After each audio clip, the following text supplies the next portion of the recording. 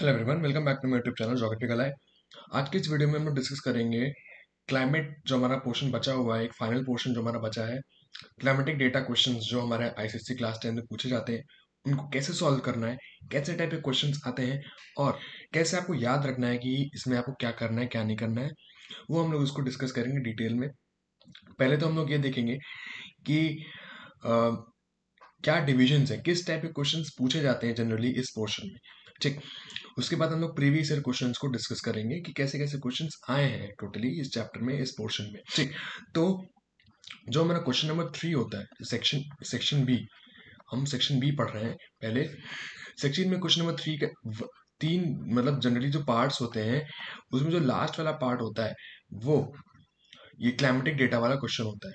Climatic data, इसमें क्या होता है, आपको एक टेबल दी रहती है, आपने एक क्वेश्चन देखा भी होगा अक्सर आपने एग्जाम्स में। उसमें एक किसी पर्टिकुलर सिटी का, जैसे मान लीजिए हम लोग लखनऊ सिटी की बात करते हैं, किसी एक पर्टिकुलर सिटी या स्टेशन ए नाम से भी दे सकते हैं, एक सिटी का डेटा हम लोग देते हैं, डेटा दिया जाता है। जिस डेटा में क्या दिया होता है, टेम्परेचर एंड प्रेसिपिटेशन या रेनफॉल, और 12 महीने का डेटा दिया होता है स्टार्टिंग फ्रॉम जनवरी टिल दिसंबर। ठीक, अब इस डेटा को यूज करके आपको कुछ पार्ट्स दिए होते हैं, 1 2 3, जनरली तीन ही दिए होते हैं, तो इन तीन पार्ट्स में तीन क्वेश्चंस होते हैं और इन तीनों क्वेश्चंस को आपको इस डेटा को यूज करके सॉल्व करना होता है।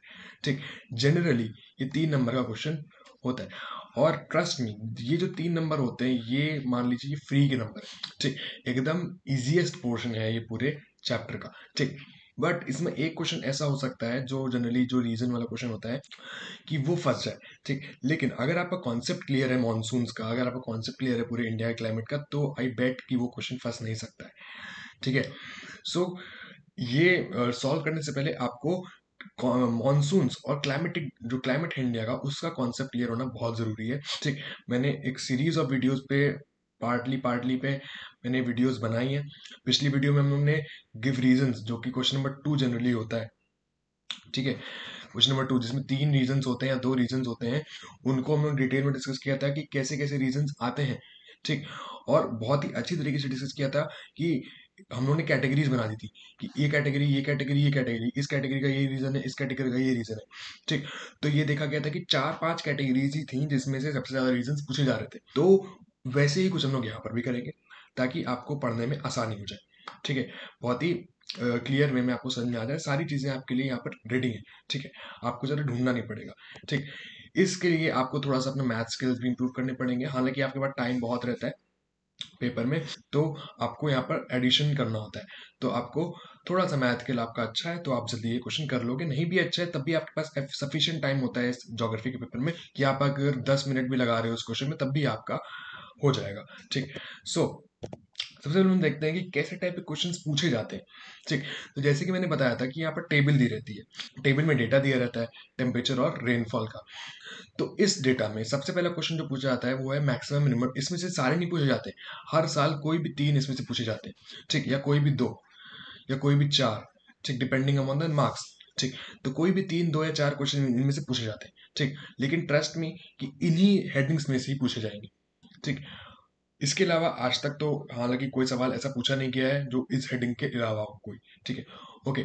सो पहला क्वेश्चन है मैक्सिमम एंड मिनिमम टेम्परेचर, की आपको डेटा दिया रहेगा कि ये डेटा है, इसमें ये हमारे मंथ्स का डेटा है, अब किस महीने में सबसे ज्यादा टेम्परेचर है और किस महीने में सबसे कम टेम्परेचर है।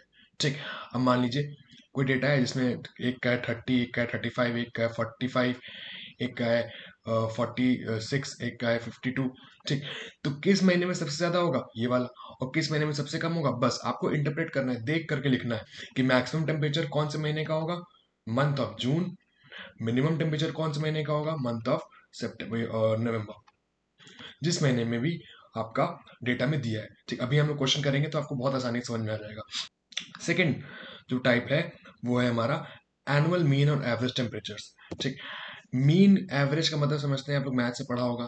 ठीक, मीन का फॉर्मूला क्या होता है, मीन या average, sum of is equals to sum of observation upon total number of observation. ठीक है, टोटल ऑब्जर्वेशन। ठीक, अब इसमें क्या करना होता है कि आपको, अगर आपका ये पूछा गया एनुअल मीन टेम्परेचर, एनुअल मतलब होता है सालाना, एक साल का।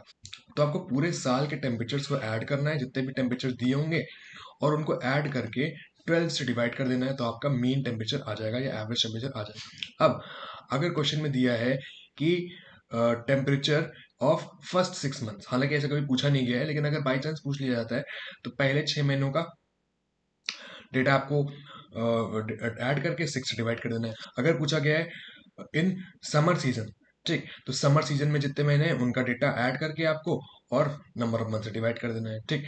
सो बेसिकली इसमें आपको सिर्फ एवरेज और मीन निकालना है। Next, annual range of temperature. Annual range of temperature क्या होता है? एनुअल मतलब सालाना, फिर से जो मैक्सिमम टेम्परेचर होता है माइनस मिनिमम टेम्परेचर, ठीक। जो टेम्परेचर सबसे ज्यादा, जिस महीने का टेम्परेचर सबसे ज्यादा होगा और जिस महीने का टेम्परेचर सबसे कम होगा, उसको हम लोग माइनस कर देंगे एक दूसरे से, तो ये हो जाएगा annual range of temperatures. Okay, बहुत आसान है, ये बहुत बार पूछा जाता है। Next is driest month and wettest month. ये बहुत ही सिंपल है, आपको देखना है जैसे मैक्सिमम मिनिमम टेम्परेचर देखा, ड्राइएस्ट मंथ कौन सा होगा? जहां पर रेनफॉल सबसे कम होगी, जिस महीने में रेनफॉल बहुत कम है, सबसे कम, तो वो ड्राइएस्ट मंथ होगा। वेटेस्ट मंथ कौन सा होगा? जिस हमारे महीने में रेनफॉल सबसे ज्यादा होगी, ठीक। तो अगर हमारा डेटा है 12 महीने का, उसमें मान लो अगर नवंबर में सबसे कम रेनफॉल हो रही है, तो ड्राइएस्ट मंथ क्या हो जाएगा? नवंबर। और मान लो जून में सबसे ज्यादा रेनफॉल हो रही है, रेनफॉल हमेशा सेंटीमीटर में दी रहती है या इंचेस में दी रहती है, ठीक।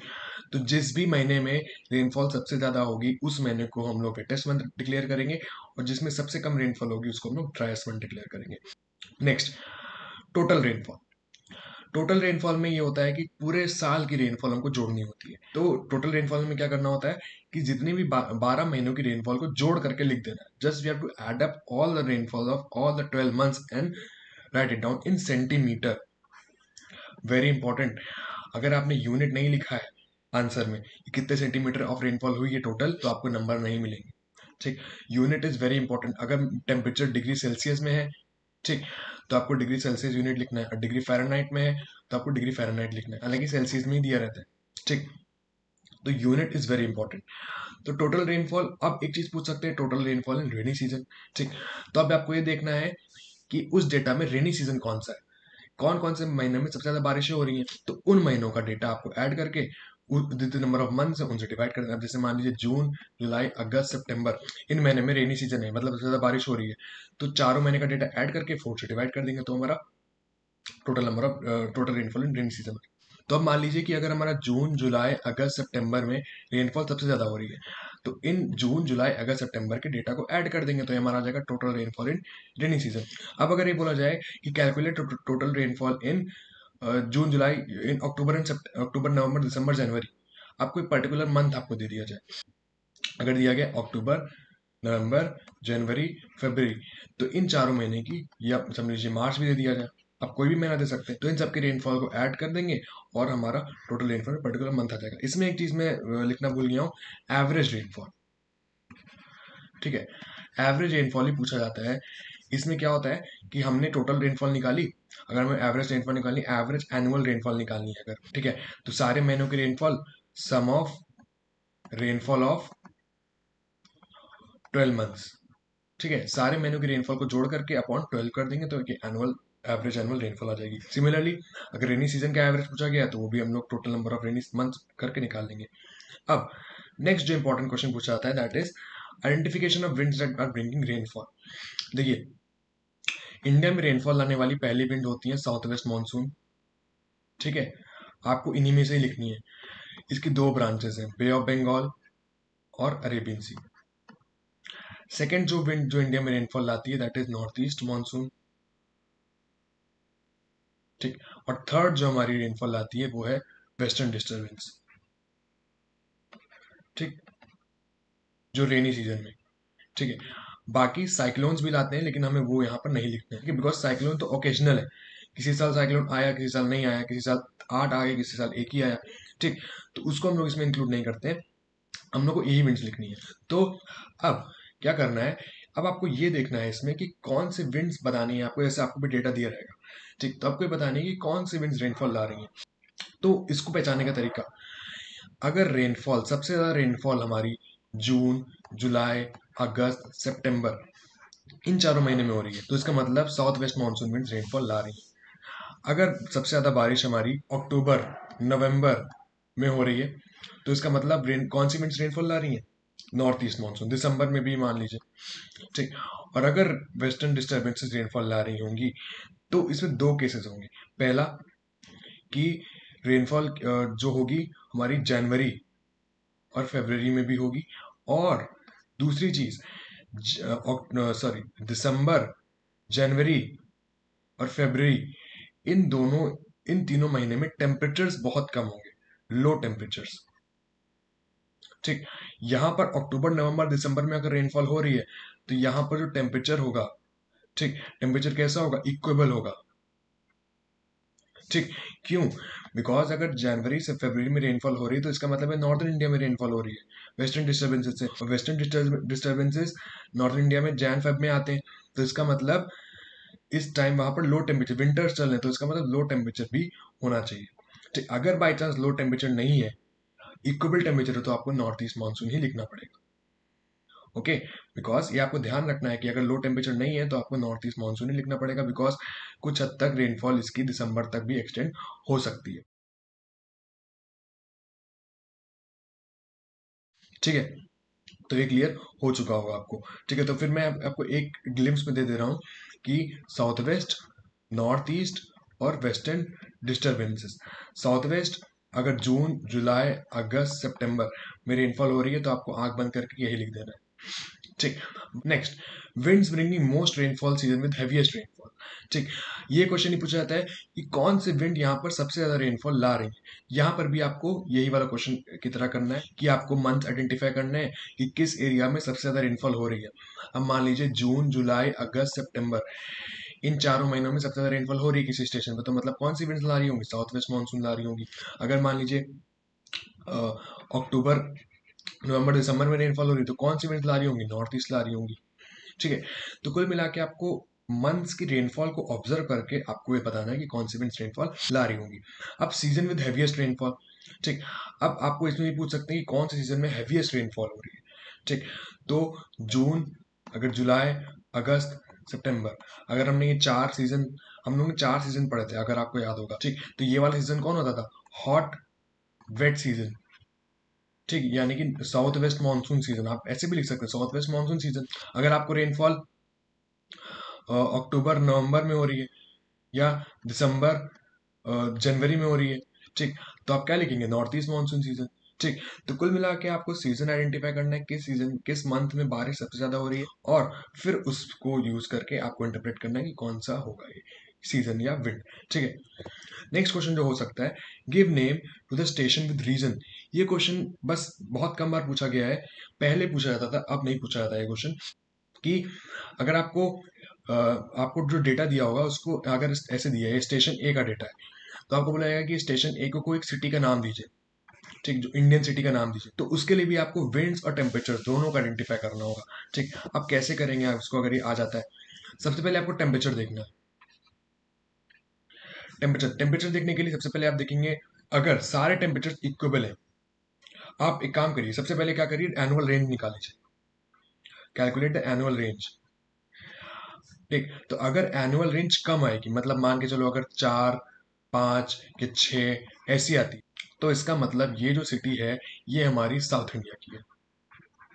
साउथ इंडिया की जो एनुअल रेंजेस होती हैं वो कम होती है, ठीक।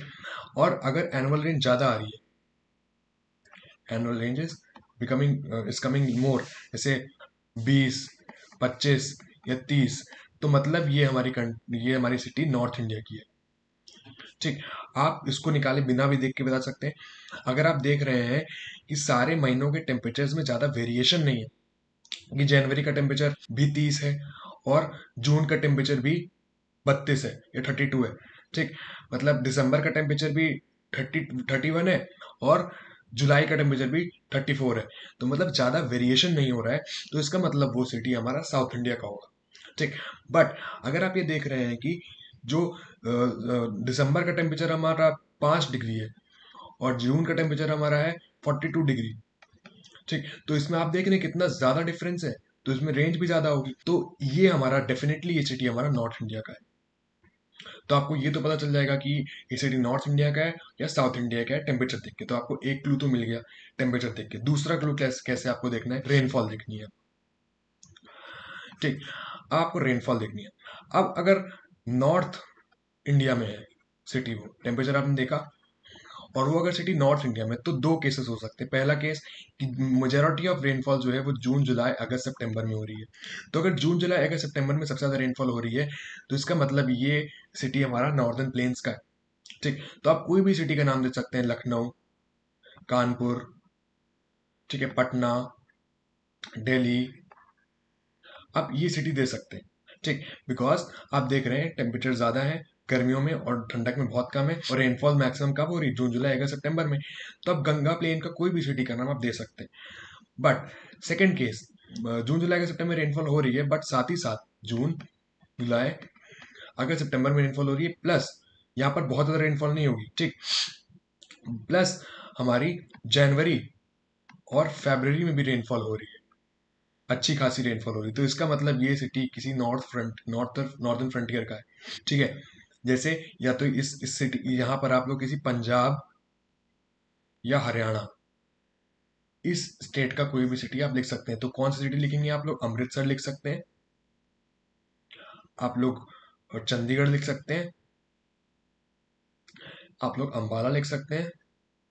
ठीक है, तो कुल मिला के अगर जनवरी फरवरी में रेनफॉल हो रही है, तो आपको क्या लिखना है कि कोई सिटी ये पंजाब या हरियाणा की। क्यों, अब रीजन भी लिखना होता है। रीजन क्यों, बिकॉज पहला रीजन कि नॉर्थ इंडिया का city, because annual range of temperature is very high. Second, the majority of rainfall is June July August September, तो ये दिल्ली लखनऊ कानपुर है। But if the majority of rainfall is in June, July, August, September, but it is also experiencing winter rainfall also। तो winter rainfall किसकी वजह से होती है, western disturbances की वजह से। ठीक है, तो अगर वेस्टर्न डिस्टर्बेंसेस की वजह से रेनफॉल हो रही है, तो इसका मतलब ये सिटी कोई अमृतसर, चंडीगढ़ और अम्बाला है, पंजाब हरियाणा। ठीक, ये तो बात होगी नॉर्थ इंडिया की। अब साउथ इंडिया, ठीक है, तो रेनफॉल में अगर टेम्परेचर वेरिएबल नहीं है ज्यादा, ठीक, तो वो साउथ इंडिया की सिटी की। साउथ इंडिया की सिटी में अब फिर आपको रेनफॉल देखनी है। साउथ इंडिया, पहला केस हो सकता है कि मेजोरिटी ऑफ रेनफॉल हो रही है जून जुलाई अगस्त सितंबर। ठीक, majority of rainfall June July August सितंबर में हो रही है और हैवी रेनफॉल हो रही है, if it is heavy rainfall. ठीक है, तो आप कोई भी वेस्ट कोस्ट का सिटी लिख सकते हैं, मुंबई, कोची, मैंगलोर। ठीक है, आप इनमें से कोई भी एक सिटी लिख सकते हैं। मतलब कि रेंज ऑफ टेम्परेचर बहुत कम है, प्लस हैवी रेनफॉल हो रही है south west monsoon winds Arabian sea branch से। इसका मतलब है वेस्ट कोस्ट की सिटी है। सेकेंड केस जो है कि अगर रेनफॉल हमारी नवंबर, दिसंबर और अक्टूबर में भी होती है, अक्टूबर नवंबर दिसंबर में रेनफॉल हो रही है, तो इसका मतलब ये सिटी हमारा है कोरोमंडल कोस्ट का, कोरोमंडल कोस्ट। ठीक, अब कोरोमंडल कोस्ट पे कौन कौन सी सिटीज आप लिख सकते हैं, सबसे इंपॉर्टेंट बस वही लिखना है आपको, चेन्नई। या दूसरी सिटी अगर आपको चाहिए तो टूटीकोरिन लिख दीजिए। ठीक, लेकिन चेन्नई आपको याद रहेगा तो आप चेन्नई लिखिए। ठीक, तो कहने का मतलब ये, अगर सिटी साउथ इंडिया की है और रेनफॉल नवंबर दिसंबर में हो रही है, तो इसका मतलब आपको जो सिटी है, ठीक, वो कोरोमंडल कोस्ट की होगी, तो इसका मतलब that will be of Chennai. ठीक, या ये कोरोमंडल कोस्ट की कोई भी सिटी आप इंपॉर्टेंट सिटी लिख सकते हैं। तो कुल मिला के आपको सबसे पहले अगर ऐसा क्वेश्चन कोई आ जाता है, हालांकि ये पूछे नहीं जाते, बट अगर आ जाता है, तो आपको सबसे पहले टेम्परेचर के एनालाइज करके देखना है कि साउथ इंडिया की कि नॉर्थ इंडिया की है। सेकंड, आपको ये देखना है कि कौन सी इवेंट्स किस महीने में रेनफॉल आ रही है, उस हिसाब से कौन सी पॉसिबिलिटी है और कौन सी सिटी है। ठीक है, आप लोग यही सिटी यूज कर सकते हैं जो मैंने आपको यहाँ बताई है। Next type of question is coast और इंटीरियर विद रीजन। ठीक, अब आपको ये बताना है कि सिटी कोस्ट पे है कि इंटीरियर पे। कोस्ट पे अगर होगी तो जो टेम्परेचर्स होंगे वो इक्वबल होंगे, मतलब ज्यादा वेरिएशन नहीं होगा टेम्परेचर्स का। ठीक, जैसे मैंने अभी आपको पिछले क्वेश्चन में बताया था। ठीक है, जैसे जनवरी का टेम्परेचर भी 32 है, और जुलाई का टेम्परेचर भी 33 है, या 20 या 34 है। ठीक, तो ज़्यादा वेरिएशंस नहीं है यहाँ पर। तो इसका मतलब अगर टेम्परेचर वेरिएशन ज़्यादा नहीं है, एनुअल रेंज क्या है, लो है, इसका मतलब एक कोस्ट का एरिया है, किसी भी कोस्ट का एरिया है। ठीक, सेकेंड, इंटीरियर, अगर इंटीरियर में होगा तो एनुअल रेंज हाई होगी। मान लो जो जनवरी का टेम्परेचर है 4 डिग्री सेल्सियस और जुलाई का टेम्परेचर है 40 डिग्री सेल्सियस, तो कितना ज्यादा एनुअल रेंज है, ज्यादा है। ठीक, तो इसका मतलब अगर टेम्परेचर ज्यादा है एक्सट्रीम ऑफ टेम्परेचर एक्सपीरियंस कर रहा है तो इसका मतलब वो इंटीरियर में होगा। ठीक, तो डायरेक्ट आप टेम्परेचर कंडीशन देख करके ये बता सकते हैं कि इंटीरियर है या coast. Next and last, identify the coast with reason. ठीक, कोस्ट विद रीजन आपको बताना होगा कि वेस्ट कोस्ट की सिटी है कि ईस्ट कोस्ट की सिटी है, फिर यही वाला चीज है। ठीक, अगर ज्यादातर रेनफॉल जून जुलाई अगस्त सितंबर में हो रही है तो वो वेस्ट कोस्ट में होगी। यहाँ पर आपको रेनफॉल देखनी है, यहाँ पर आपको टेम्परेचर देखनी है।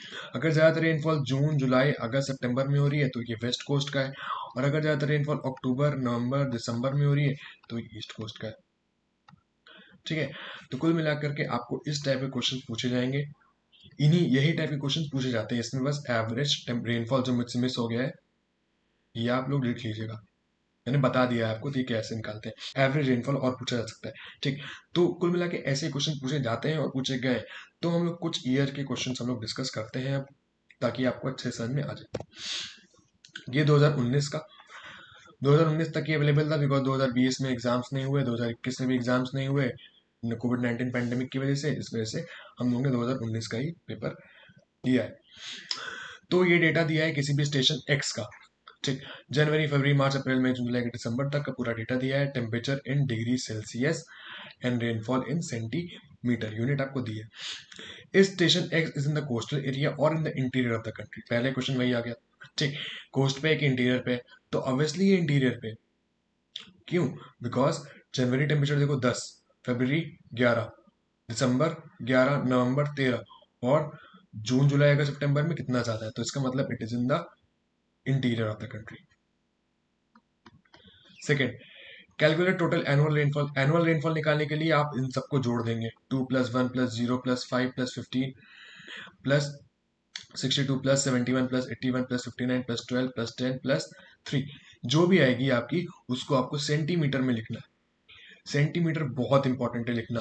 अगर आपने सेंटीमीटर नहीं लिखा है तो you will get 0 marks. Okay, so unit बहुत जरूरी है, यूनिट मत लिखना भूलिएगा।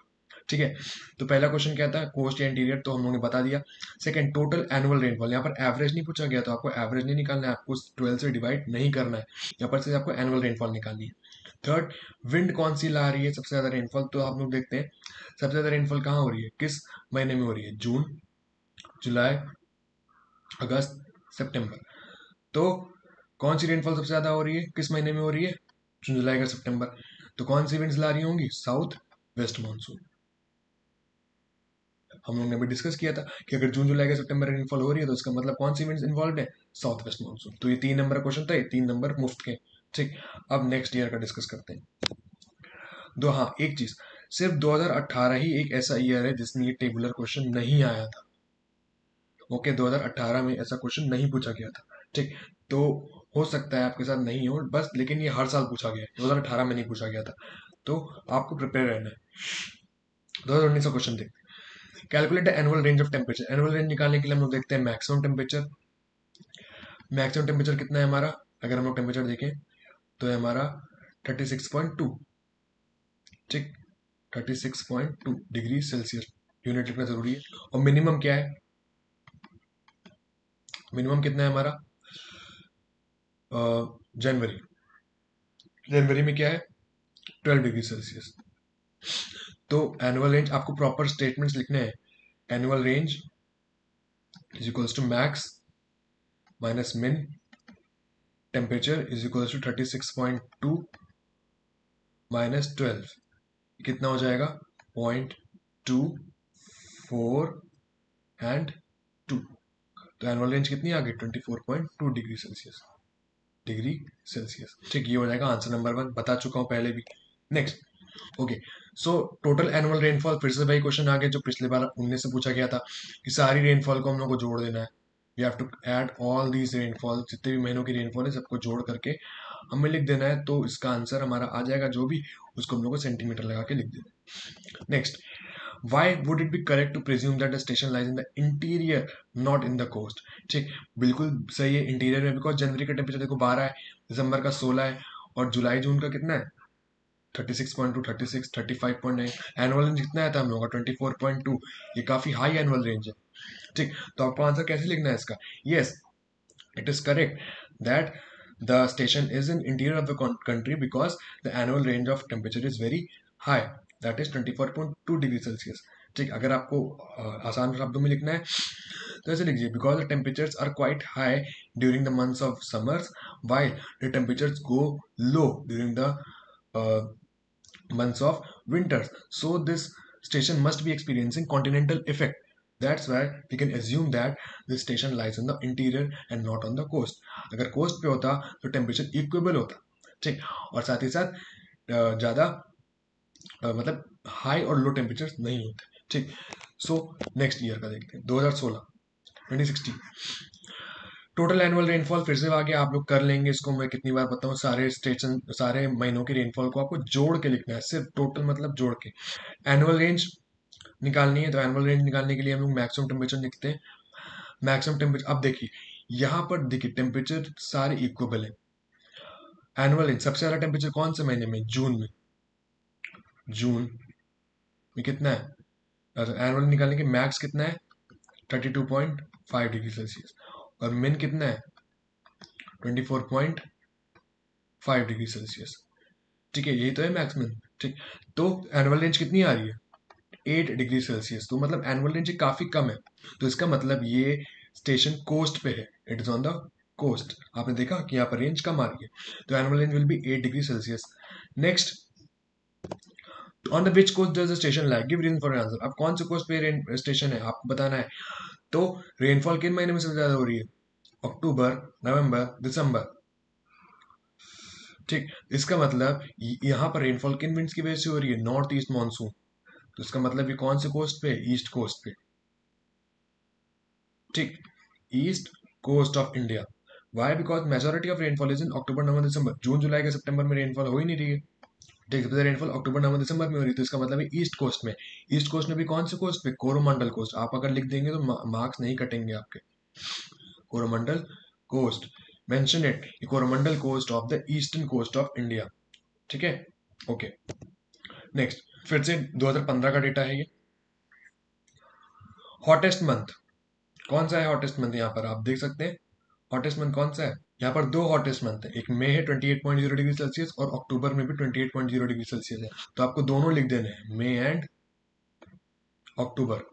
एनुअल रेनफॉल में फिर सब आप देख सकते हैं, एनुअल रेनफॉल हर साल आया है, तो सबको आपको जोड़ करके लिख देना है, सारे महीनों की रेनफॉल इन सेंटीमीटर, ठीक। Next question, name the winds that bring maximum rainfall to this city. कौन सी विंड्स लाएंगे, फिर वही क्वेश्चन है, 31.6 डिग्री सेल्सियस, 34.5, 14.8। मेजोरिटी रेनफॉल कहाँ हो रही है, अक्टूबर नवंबर दिसंबर में, तो कौन सी विंड्स ला रही है, नॉर्थ ईस्ट मानसून, ठीक, ओके, इजी है। ये तो ऑलमोस्ट सेम क्वेश्चन है जो पिछले साल आया था और जो इस 2015 में आया था, ठीक, मतलब 2015 में आया था और जो 2016 में आया था, सेम क्वेश्चन लगभग, ठीक है।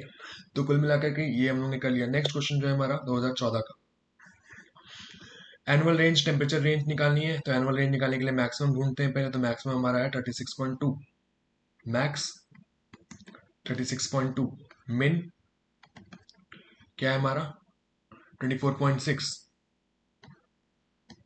ठीक, तो एनुअल रेंज कितना हो जाएगा 11.6 degree Celsius, okay, degree Celsius लिखना बहुत जरूरी है। टोटल रेनफॉल निकालने के लिए फिर से सबको ऐड कर देंगे, हर साल यही आता है तो आपको तो अब याद हो गया होगा। Next, presuming that the station is located in India, give reason for its location being on east coast और west coast, रीजन के साथ। तो रेनफॉल सबसे ज्यादा कब हो रही है, नवंबर, दिसंबर, जनवरी एंड फरवरी, तो कौन से कोस्ट में होगा ये, वेस्ट कोस्ट पे, सॉरी ईस्ट कोस्ट पे, ठीक, बिकॉज सारी रेनफॉल हो रही है due to north east monsoon. तो रीजन क्या देंगे, it lies in the eastern coast of India because the majority of rainfall is occurring in the months of November, December, January, and February, which is caused due to northeast monsoons or retreating monsoons. Okay, got it? आसान है, फिर से भाई बार बार 2013 का देखते हैं। Calculate the annual rainfall experience by the station, सारे rainfall total rainfall को हम लोग ऐड कर देंगे। अब देखिए यहाँ पर आगे suggest the name of the station, giving reason for answer, ठीक है। तो आपने देखा कि 2013 में एक बार ये पूछा गया था सिर्फ, but you must be prepared for this type of questions, पूछ सकते हैं, काउंसिल क्या भरोसा, ठीक है। तो अब इसको सॉल्व करते हैं। तो सबसे पहले मैंने क्या कहा था कि हम लोग टेम्परेचर देखेंगे, तो टेम्परेचर देखते हैं अगर, तो जनवरी फरवरी देखिए सारे टेम्परेचर लगभग इक्वेबल है, ठीक, मतलब ये कौन सा सिटी है, it will be, it is of first interpretation है कि ये साउथ इंडिया का सिटी है, ठीक, या कोस्ट का सिटी है। ठीक, अब रेनफॉल, रेनफॉल हम लोग देख सकते हैं सबसे ज्यादा रेनफॉल किस महीने में हो रही है, अक्टूबर, नवंबर, दिसंबर, जनवरी। ठीक, तो मतलब ये ईस्टर्न कोस्ट का है, बिकॉज ईस्टर्न कोस्ट पे नॉर्थ ईस्ट मानसून आते हैं जो अक्टूबर, नवंबर, दिसंबर, जनवरी में। ठीक, तो इसका मतलब ये ईस्ट कोस्ट का है। तो ईस्ट कोस्ट पे कौन सी सिटी हम लोग डिस्कस की, तो चेन्नई। तो क्या नाम देंगे हम लोग इसको, चेन्नई। ठीक, reason, because the area is experiencing equable climate, that is it is in the southern part of India, experiencing maritime effect, as well as the rainfall is in the months of October, November, December and January from the northeast monsoons and retreating monsoons. Name the season during which the rainfall is heaviest, तो कौन सा, winter season. Winter season में सबसे ज्यादा rainfall रही तो हम लोग सीजन लिख देंगे विंटर सीजन, या हम लोग नॉर्थ ईस्ट मानसून सीजन भी लिख सकते हैं। जो उन्होंने 4 सीजन बताए थे उसी में से देख के आपको लिखना है। ठीक, तो ये क्वेश्चन नंबर, अब ये लास्ट बार ऐसा क्वेश्चन 2010 में पूछा गया था, उसके बाद से ऐसा क्वेश्चन नहीं पूछा गया है। इसमें 2 स्टेशन दिए होते हैं। ठीक, तो ये पूछा जा सकता है, तो आपको आना चाहिए कि कैसे सॉल्व करना है इसको, लेकिन अब जनरली ऐसे क्वेश्चंस नहीं पूछे जाते हैं। ठीक, स्टेशन ए और स्टेशन बी, 2 स्टेशन दिए हुए हैं और दोनों का टेम्परेचर और रेनफॉल का डेटा दिया हुआ है। पहला, calculate annual range of station B. आपको ध्यान रखना है कौन से स्टेशन को पूछा जा रहा है। तो एनुअल बी का हम लोग एनुअल रेंज निकाल लेंगे, तो मैक्सिमम कितना है हमारा 30.3, मिनिमम कितना है हमारा 24.4, इन दोनों को सब ट्रैक कर देंगे तो एनुअल रेंज आ जाएगा। एनुअल रेनफॉल ऑफ स्टेशन ए, इसमें सारे एनुअल रेनफॉल इनकी ऐड कर देंगे तो एनुअल रेन ऑफ स्टेशन ए आ जाएगी। आपको स्टेशन ध्यान रखना है। अब नेक्स्ट क्वेश्चन जो है, presuming that both stations are located in the western India, state and give reason as to which of the two is on the windward side of the western Ghats। ये अच्छा question है। ठीक, आपको ये पता है कि विंडवर्ड साइड है, बारिश ज्यादा होती है। ठीक, ये वेस्टर्न घाट से अगर तो इधर से विंड आएगी तो यहाँ पर बारिश ज्यादा होगी, तो ये विंडवर्ड साइड होगा, और जहां बारिश कम होगी वो लीवर्ड साइड होगा। तो इनमें से कौन से स्टेशन में बारिश ज्यादा हो रही है, तो स्टेशन बी में ज्यादा बारिश हो रही है जून, जुलाई, अगस्त, सितंबर में, और यहाँ पर बारिश जून, जुलाई, अगस्त, सितंबर में कम हो रही है। तो इसका मतलब ये जो स्टेशन है ये लीवर्ड साइड पे होगा, और ये जो स्टेशन है ये विंडवर्ड साइड पे होगा। तो station B is on the leeward, sorry, windward side. ठीक, windward side of western Ghat. अब अगर यहाँ इसकी जगह एक क्वेश्चन और पूछा जाता कि स्टेशन ए और स्टेशन बी को नाम दीजिए, give a name to station A, station B, तो आपको तो ये तो पता है कि वेस्टर्न घाट वेस्टर्न कोस्ट का सिटी है, तो विंडवर्ड साइड की एक सिटी आपको मेंशन करनी है, तो आप यहाँ पर मुंबई मेंशन कर सकते हैं। ठीक, और लीवर्ड साइड में आप पुणे मेंशन कर सकते हैं। ठीक, यहाँ पर आप मैंगलोर भी मेंशन कर सकते हैं, यहाँ पर आप बैंगलोर भी मेंशन कर सकते हैं। ठीक, सो मुंबई एंड मैंगलोर ये विंडवर्ड साइड है वेस्टर्न घाट्स के, और पुणे और बैंगलोर लीवर्ड साइड है, तो आपको ये करना है। ठीक है, तो आप प्रिपेयर रहिए, ऐसा क्वेश्चन आएगा तो आपको घबराना नहीं है, बहुत बहुत ही सिंपल है। आपको बस ये ध्यान रखना है कि किस स्टेशन का पूछा गया हुआ है। ठीक, तो कुल मिलाकर के हम लोगों ने इस पूरे चैप्टर के सारे पोर्शंस कवर अप कर लिए हैं। ठीक, अगर आप कोई इस चैप्टर में कुछ भी टॉपिक ना समझ में आ रहा हो, या कुछ आपको स्पेशल वीडियो चाहिए क्वेश्चन आंसर डिस्कशंस की, तो आप मुझे कमेंट सेक्शन में बता सकते हैं, मैं उस पर एक वीडियो बना दूंगा। बट देखते हैं, अगर मैं देखता हूँ अगर कुछ चैप्टर में कुछ बचा होगा तो मैं उसको एक नेक्स्ट वीडियो में कवर अप करूंगा। हालांकि कुछ बचा नहीं, बस क्वेश्चन आंसर डिस्कशन बचे हैं जिसको हम लोग बाद में भी कर सकते हैं। अभी मैं प्रोबेबली अब नेक्स्ट चैप्टर जो है हमारा चैप्टर जो नेक्स्ट क्वेश्चन आता है क्वेश्चन नंबर 4 सॉइल पे, ठीक, वो डिस्कस करूंगा। इसमें 2 पोर्शन बनेंगे, 2 पार्ट्स होंगे इसके। पहला जिसे हम लोग सॉइल्स ऑफ इंडिया डिस्कस करेंगे, दूसरा जिसमें हम लोग सॉइल इरोजन और सॉइल कंजर्वेशन को डिस्कस करेंगे। ठीक, तो कुल मिला के बेसिकली ये 2 वीडियोस में कवर अप हो जाएगा। इसमें हम लोग ने क्लाइमेट को वाइंड अप कर लिया है। ठीक है, नेक्स्ट वीडियो हम लोग सॉइल स्टार्ट करेंगे प्रॉब्ली, और इसमें आपको कोई भी कंफ्यूजन, कोई भी डाउट हो तो प्लीज़ आप उसे कमेंट सेक्शन में मेंशन कर सकते हैं, और चैनल को सब्सक्राइब जरूर करिएगा, और इंस्टाग्राम चैनल और टेलीग्राम चैनल को जरूर ज्वाइन करिए, वहाँ पर बहुत ही अच्छा इन्फॉर्मेशन है आपके लिए। ठीक है, बहुत ही सरप्राइजेज है, प्लीज़ आप इसको ज्वाइन करिए, लिंक डिस्क्रिप्शन में है। Thank you for watching and जय हिंद।